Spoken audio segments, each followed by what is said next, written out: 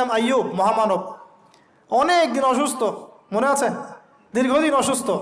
এখানে একটা কথা বড় লোভ সামলাতে পারছি না, সালাত আমরা একসাথে পড়বো ইনশাল্লাহ। আচ্ছা, সেটা হচ্ছে আইয়ুব আলাইহিস সালাম কখন এই দোয়া করেছেন? রব্বি আন্নী মাসানিয়া দুররু ওয়া আনতা আরহামুর রাহিমিন।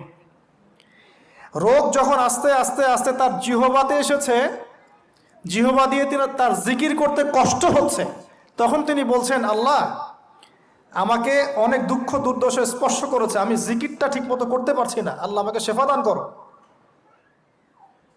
সুবহানাল্লাহ। এখন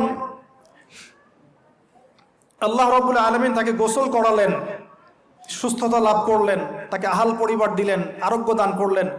শিক্ষা জীবনে যত বড়ই রোগ ব্যাধি বিপদ আপদ বালা মুসিবত আসুক না কেন, এই দোয়াটা পড়বো, আশাহত হব না, হতাশ হব না, আল্লাহর প্রতি সুধারণা রাখবো, দোয়া করবো রব্বি আন্নী মাসানিয়া দুর ওয়া আনতা আরহামুর রাহিমিন, ইনশাআল্লাহ শেফা হয়ে যাবে।